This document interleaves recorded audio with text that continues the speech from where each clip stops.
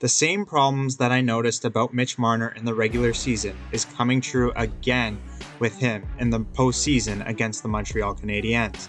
He's not shooting for the corners. Instead, he's shooting right on goal, right on Carey Price, and he's not creating rebounds. Compare that to William Nylander, and Nylander is a lot more patient, and he has a seeing eye shot. He has more velocity to his shot, he's shooting for the corners, he's a lot more patient, and I don't understand why he's not playing more than Marner. At 5-on-5, Marner has been shooting the puck a lot against the Montreal Canadiens, but the big question is whether he's getting the puck on goal, and only 65% of his shot attempts are getting on goal, and that's about on par with William Nylander. But Marner's shots aren't going for the corners. He's often getting his shot attempts blocked by opposing defenders, or he's shooting right on goal with Carey Price, and he's often flubbing his shot. There isn't much velocity to his shot, which is a huge problem. And that's a major trend on the power play as well. He's too patient, and when he's shooting the puck, it doesn't really go for the corners. It's a major trend that's been worrisome throughout the entire regular season, and now it's trickled into the playoffs. Compare that to William Nylander at 5-on-5, and Nylander is able to dipsy-doodle around opposing defenders and get this puck on goal and create rebounds.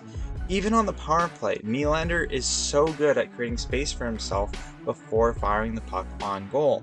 And that way, the puck gets on net, Nylander is also able to shoot for the corners, and he'll often get the puck on goal, which is the most important part of being on the power play. And that's what you can see on the power play with our statistics both in the regular season and the playoffs. Nylander had 72% of his shot attempts on the power play as shots throughout the regular season, and now in the playoffs, he's at 78%. Compare that to Mitch Marner. Marner has 44% of his shot attempts on goal, and compare that to the regular season, Marner has 43%, even lower. And when you compare that to how Marner and Nylander have been faring in terms of power play scoring, Nylander has more goals on the power play with 1, while Marner has 0. And in the regular season, Nylander had 4, while Marner had 0.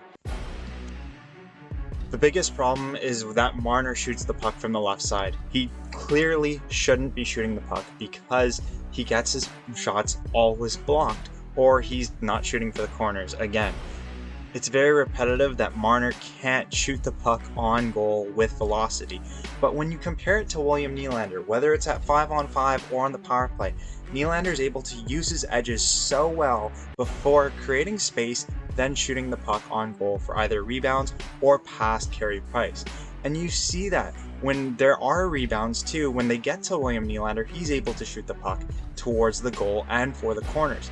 And when he's shooting that puck, he's creating rebounds because he has so much velocity in his shot. Compare that to Marner, and Marner shooting right on Carey Price. And of course he was robbed after that beautiful feed from Nylander. You'll notice the same trend about Marner shooting on goal right on Carey Price, even from the slot. Marner's not strong on the puck, especially in the slot, where he's able to be defended so well, and when Marner shoots the puck, he's not getting it through very well, and he's not going for the corners. Compare that to Nylander. Nylander's getting it on goal with velocity. Of course it's hitting Price, but you can tell there's a lot more velocity in his shots, and even when he's on the rush, he's a lot more patient, and he's making it look a lot easier to get the puck on goal. The other major difference is hand-eye. Nylander makes it a lot easier to catch the puck when it's in the air. Now, one major trend that has happened way too often is Marner waits with the puck way too long, and then he almost loses possession behind the net before he tries to send the puck towards the goal. Now, there was the one time he did score, but bounces like that simply won't happen frequently in the future. Compare that to William Nylander, who protects the puck so much better and seemingly has the puck stick to his blade like glue. The Leafs need to play Nylander more because of his puck protection and shooting abilities, and even his playmaking. Look at this pass to Jason Spezza. With the games I've tracked in the series, I haven't seen Marner able to protect the puck nearly as well as Nylander and set up players for shots. I've just seen this to Brody. And an improvement I really want to see from the coaching staff is to allow Austin Matthews to play alongside William Nylander. Nylander is able to pass the puck across the ice so well, And when you have a great one-timer shooter like Auston Matthews, or a shooter who can shoot the puck as well as Auston Matthews, it's important that Nylander is able to set him up and not Marner, because Nylander can sauce the puck so much better. Nylander has made 6 cross-ice passes in the playoffs. Marner has made 2. And with the Leafs having such a good playmaker in William Nylander, it's important that you have finishing talent in Auston Matthews and not have a bad playmaker in Mitch Marner. You can see a huge difference in how William Nylander passes the puck to Morgan Rielly and then passes to Auston Matthews for the one-timer on the right side. There's a huge difference in how Nylander lures players toward him before passing to Rielly at the point, compared to Marner, who just sends the puck up to Rielly, who isn't able to quickly move the puck across to Matthews right after. And when it comes down to neutral zone play, Nylander is so much better too, where he can pass the puck to his forward teammates as they can go into the offensive zone and shoot the puck on goal. When you compare that to Mitch Marner, he dumps the puck in way too often when he enters the zone.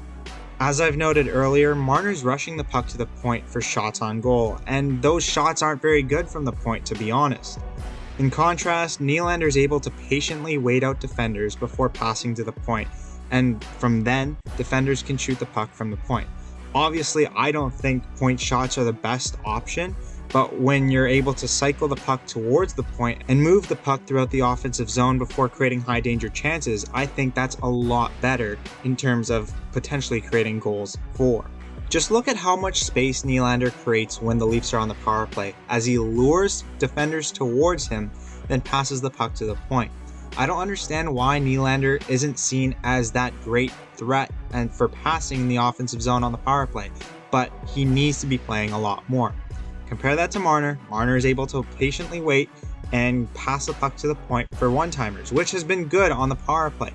But that needs to happen more often, where Marner is able to lure defenders toward him for shots from the point, and that way the defenders can get better shots through on goal and not have their shots blocked. Marner just needs to be better, and with Nylander being better, I think that Nylander should be playing more from the left side. Marner's not doing well when he's defended so well by the Montreal Canadiens, so it's time for a change. Marner's passes to the slot, especially on the power play, are incredibly frustrating because they're not good in terms of pre-shot movement. Marner needs to be passing to one-timer options, especially with so much time and space with a 5-on-4. And something incredibly important is having Nylander on the left side of Carey Price to pass the puck across to Auston Matthews for one-timers, so you have multiple threats on the power play like I mentioned in the regular season. So the major takeaways throughout the regular season and through 6 games against the Montreal Canadiens is Mitch Marner should shoot the puck a lot less, and William Nylander should shoot the puck more. Nylander should be playing with Auston Matthews with his playmaking abilities, since he can lure players toward him so well before passing to his teammates for shots. That way, with Nylander's playmaking abilities and with Nylander's shots, Nylander and the Leafs can be creating a lot more offense, and that way they can have better cross-ice passes on power plays at 5-on-5, and that way they can score more goals.